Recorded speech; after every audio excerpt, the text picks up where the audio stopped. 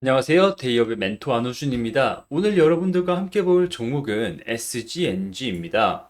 제가 이 소제목으로 3PL 물류 사업 확장에 적극적이다 이렇게 적어놨는데 이 SGNG가 지금 현재 어떤 사업을 하고 있는지 그리고 왜 물류 사업에 적극적인지 한번 알아볼 건데 그 전에 이 SGNG를 알아보기 위해 숫자로 한번 뭐 재무나 이런 매출 비중으로 한번 알아볼 거고요. 그 이후 물동량 증가에 따른 성장, 지금 현재 물동량이 얼마나 증가하고 있는지, SGNG는 이 물동량 증가, 이 물류 사업에 얼마나 진심인지 한번 보도록 하겠습니다.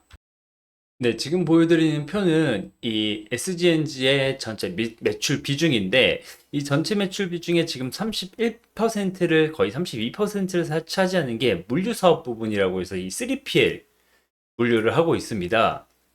네, 조금 더 디테일하게 설명을 드리자면 특정 회사의 물류 업무 전반을 포괄적으로 대행하는 서비스라고 하는데 이거를 어떻게 보면 뭐 일반 제조업체라던가 판매회사 같은 경우에는 물류 시스템을 구축하기가 굉장히 비용적으로 많이 들고 품이 많이 들기 때문에 이러한 부분에서 3PL 전적으로 해당 기업의 물류를 담당하는 그런 부분을 얘기를 하고 추가적으로 물류가 이제 국제 물류로 11% 그러면 이 물류로 전체 45% 정도를 한다라고 매출 비중으로 생각을 하시면 되고 그 다음에 이 자동차 부품 제조로 해가지고 전체 매출의 45%를 하고 있는데 제가 이 사측의 통화를 통해서 이 IR 담당자와 통화를 해서 확인해 보니까 현재는 이 한국 GM의 1차 벤더인 KMNI로부터 어떻게 보면 뭐 소량의 거래를 하고 있다고 합니다. 그래서 지금 이 매출처, 자동차 부품으로는 매출처가 하나밖에 없기 때문에, 그리고 이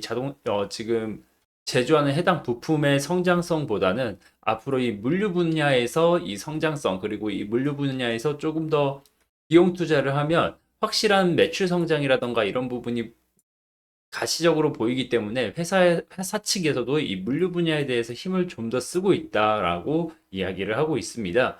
그래서 이 물류 분야, 이 어떻게 하고 있냐라고 본다면, 네, 현재 동탄에 물류센터가 있고요. 그리고 안성에 물류센터가 있습니다. 뭐 각각 B2B, B2C에 대해서 네, 다 물류를 하고 있고요. 사측에서는 이 거래처가 어떻게 보면 지금 현재 동탄과 안성 물류센터는 이 100% 캐파가 다 돌아가고 있다고 합니다. 그래서 추가 거래처를 위해서 이 물류센터 임대 확장뿐만 아니라 추가 임대를 통해서 이 거래처에 대한 확보를 더 할 예정이라고 하고 이 3PL 물류 관련해서는 이 해당 그림을 봐야 되는데 이 죄송합니다. SGNG가 하는 부분은 이 고객사로부터 그리고 어떻게 보면 최종 이 소비자까지 가야 되는데 이 중간 단계를 SGNG가 한다고 합니다. 예전에는 어떻게 보면 뭐 차량 배차를 통해서 직접 어떻게 보면 라스트 마일 서비스라고 하죠. 소비자 문 앞에까지 갖다 주는 걸 했지만 이 비용이 꽤나 많이 들고 뭐 유지 보수를 한다거나 뭐 중간에 사고라던가 이런 부분 때문에 지금 현재는 어떻게 운영하고 있냐? 이 물류 시스템은 다 전적으로 하는데 라스트 마일 서비스 마지막에 갖다 주는 거는 현재 CJ 대한통운 아니면 롯데택배 이런 데에서 어떻게 보면 물량에 따라서 이 해당 업체와 조금 유동적으로 뭐 어떤 달은 CJ한테 뭐 한 60%, 뭐 롯데한테 20%, 뭐 어떤 달은 뭐 CJ한테 80%, 뭐 어떤 달은 5대5 이런 식으로 해서 약간 경쟁 입찰식으로 해서 비용도 줄이고 조금 더 최적화된 방향으로 이 물류 서비스를 하고 있기 때문에 이런 부분은 아무래도 이 물류 사업을 지속적으로 유지하고 성장하는 데 있어서 리스크를 최대한 줄이는 이 부분으로 이 전략을 가지고 지금 확장을 하고 있다고 합니다. 그럼 현재 이 매출 비중을 보자면, 매출 비중 죄송합니다. 매출 비중을 받고 전체 매출로 한번 보자면 지금 23년도에 전체 매출 420억 정도 했고요. 영업이익은 30억 정도, 그리고 당기순이익은 200억이 나왔습니다. 전년이랑 비교를 하면 거의 뭐 비슷한 수준의 매출에, 그리고 영업이익은 한 50% 증가를 했죠. 그리고 당기순이익 단에서는 22년도 당기순이익이 500억이 나왔는데, 이 부분에 대해서 이제 사측의 설명은 이 세율 변동 효과로 인해서 당기순이익이 증가를 했다고 하고요.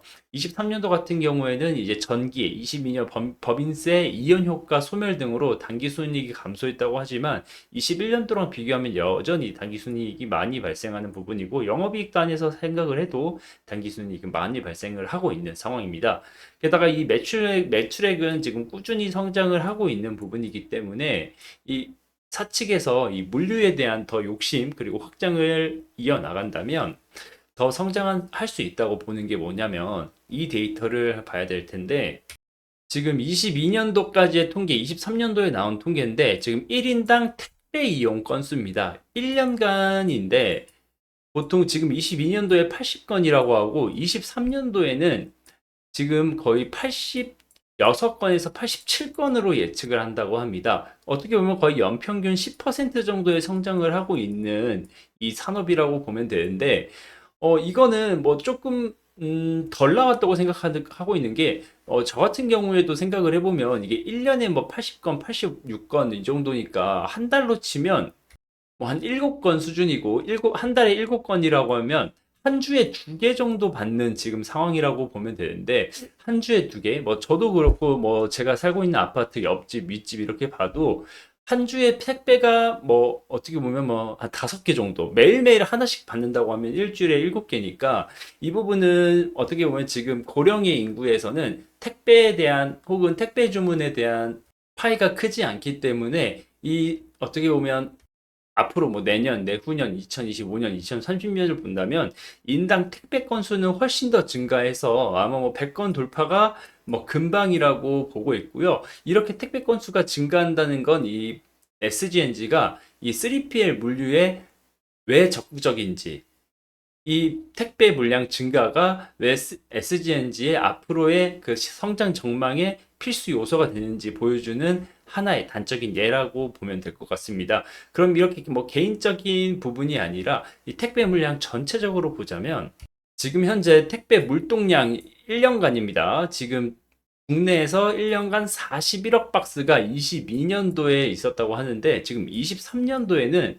거의 45억 박스라고 합니다. 말씀드린 대로 10% 이상 지금 성장하는 산업이기 때문에 뭐 50박스는 뭐 내년, 내후년이면 뭐 돌파하고도 남는 수치로 지금 되겠죠. 이만큼 이 물류에 대한 성장으로 미래가 보이는 해당 산업에 투자하는 SGNG의 성장 그리고 이 회사 자체도 예전에 자동차 부품의 매출 비중을 줄이고 이 3PL 물류에 조금 더 인프라 투자라던가 비용 투자를 하고 있는 SGNG의 추후의 성장이 조금 기대될 만한 포인트가 아닌가 싶습니다.